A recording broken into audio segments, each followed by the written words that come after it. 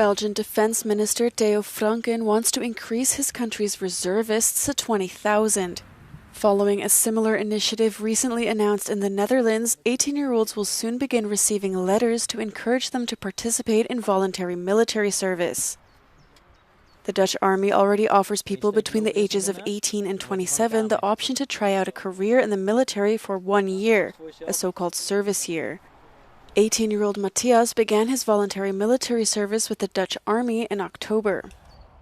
Ik wist niet zeker of dit beroep wat voor mij zou zijn, dus ik heb voor 10 jaar specifiek gekozen om het zo een jaar te kunnen proberen. The Dutch State Secretary of Defense said 17-year-olds will be asked to fill out surveys related to their abilities, motivations and affinity with defense, hoping this will encourage more people to participate and become reservists. Dus mensen willen wel een bijdrage leveren, maar hebben geen gevoel wat het echt betekent om militair te zijn. Dus dan is de drempel om te solliciteren voor een lang contract best wel hoog. Dus 10 jaar breekt dat open. 10 jaar is een hele laagdrempelige manier om het uit te proberen om militair te zijn. The initiative comes as fears about Russia and doubts about the future of US protection are pressuring EU countries to boost their defense spending.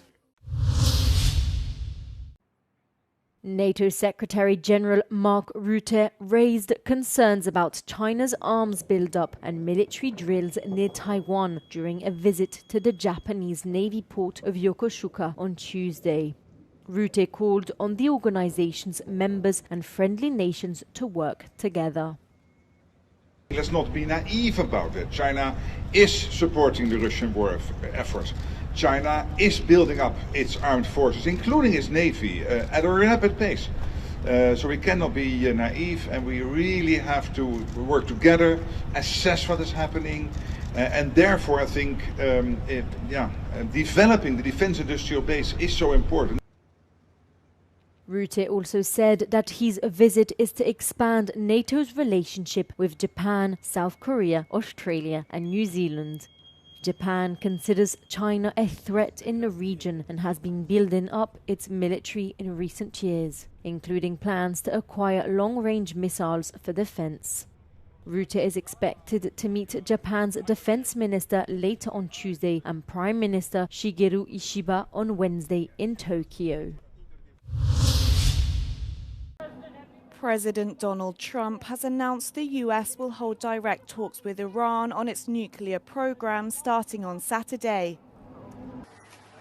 Trump made the remarks during his Oval Office meeting with Israeli Prime Minister Benjamin Netanyahu, the first world leader to visit the US president since he imposed tariffs on countries worldwide. We're having direct talks with Iran, and they've started. It'll go on Saturday. We have a very big meeting and we'll see what can happen. During their meeting, Netanyahu also vowed to eliminate Israel's trade deficit with the US after his country was hit with 17% tariffs last week. I mentioned tariffs. It's a subject of some interest today. I can tell you that I said to the president a very simple thing. We will eliminate the trade deficit with the United States. Netanyahu said he and Trump further discussed ongoing efforts to get hostages released from Gaza and said they are working on another deal. Meanwhile, hundreds of Israelis protested against Netanyahu and his government in Tel Aviv, following their moves to oust top security and legal officials and to resume war in Gaza. US President Donald Trump has confirmed he has no plans to suspend global tariffs, despite another day of turbulence in global stock markets. Well, we're not looking at that. We have many countries that are coming to negotiate deals with us, and they're going to be fair deals, and in certain cases they're going to be paying substantial tariffs. Following big swings throughout the day after Trump threatened additional tariffs on China, the Dow Jones closed down 0.91% at the end of trading, while the S&P 500 dropped 0.23%, marking its third straight day of losses. The tech-focused Nasdaq Composite gained 0.1% after fluctuating between losses and gains multiple times during the session. Europe's biggest stock markets all closed more than 4% down, with Spanish financial experts saying there are strong reasons to fear a global recession after the IBEX 35 index closed with a 5.12% drop. Inspections against foot and mouth disease in Slovakia have caused a massive gridlock on the D2 highway, which leads to the Czech Republic. Officials reported that tailbacks on both lanes were approximately 12 kilometers long, and Slovak police warned the situation could get worse. Police said they had advised motorists to use smaller border crossings to travel to the Czech Republic, although drivers should still expect delays there. In late March, Slovakia declared a state of emergency because of foot and mouth disease after 3 cases were reported at separate premises housing cattle. On Friday, new cases were reported, bringing the total number of affected sites to 6. A new outbreak of the disease has also been detected in Hungary from the Slovak border near Bratislava. The Slovakia government said it has reintroduced temporary border checks with Hungary and Austria in response. One American and 2 Russian astronauts who left Earth from Kazakhstan early Tuesday have landed at the International Space Station, according to NASA. The journey lasted just over 3 hours. This was the moment NASA astronaut Johnny Kim and Russia's Sergei Ryzhikov and Alexei Zubritsky took off in a Soyuz booster rocket from the Russia-leased Baikonur launch facility in Kazakhstan. They are scheduled to stay for about 8 months. According to NASA, Kim is set to conduct scientific investigations and technology demonstrations to help prepare the crew for future space missions and provide benefits to people on Earth. Kim and the crew of Russian astronauts joined other astronauts already on the space outpost.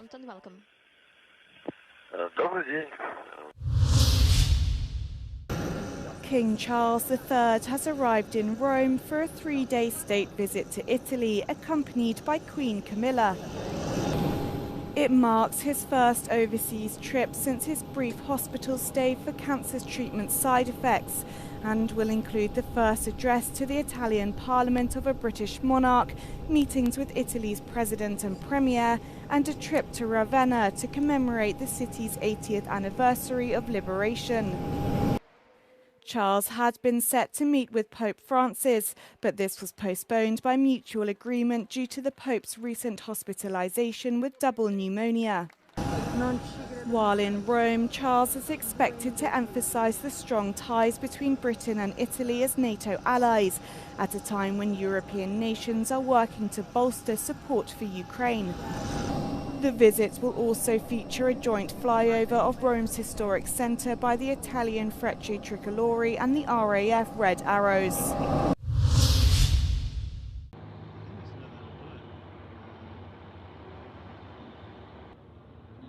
Europe is in a rearmament race. The United States is disengaging from the continent, and Europeans depend on American military support for their defence. However, there's one area in which Europe has a degree of autonomy: tanks. Added together, the armies of the European Union have a total of 4,262 armoured vehicles, slightly less than the 4,640 tanks in the USA. However, the situation varies greatly from one member country to another. Greece leads the way with 1,344 vehicles, followed by Poland and Romania. By comparison, Germany and France have 296 and 215 tanks respectively.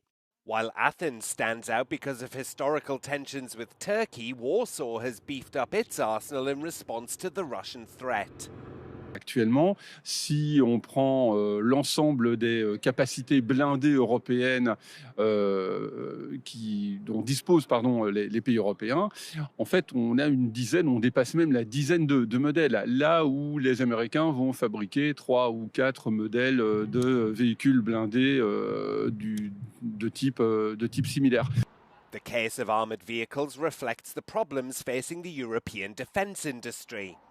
The market is highly fragmented with several companies and several models, such as the French Leclerc tank and the German Leopard. Il faut directement tuer dans l'œuf l'idée qu'on puisse être en retard par rapport aux Américains. Nous avons en Europe à la fois les savoir-faire, les bureaux d'études, nous avons les technologies, les recherches scientifiques qui permettent de présenter des matériels qui sont au même niveau que ceux des États-Unis. Dozens of European models mean different training, different parts, and therefore different maintenance. The question of standardizing equipment has been raised for many years. But behind this production lies issues of sovereignty, employment, and economic activity that European capitals don't seem ready to give up.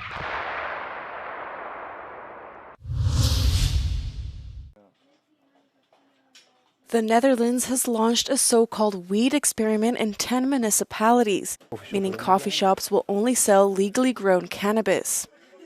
The almost 80 participating coffee shops will no longer buy from illegal growers in a move the Dutch government hopes will regulate the production and sale of cannabis. Ja, dat gaat heel erg goed. Daar zijn we echt heel erg blij mee. Het zijn mooie, schone producten.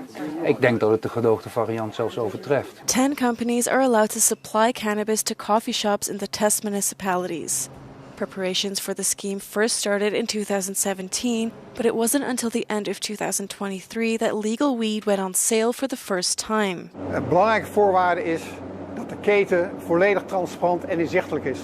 Dus dat we het product kunnen volgen in een gesloten keten van het zaadje tot en met het zakje. In addition to the quality, the effect on crime and public health will be measured during the experiment.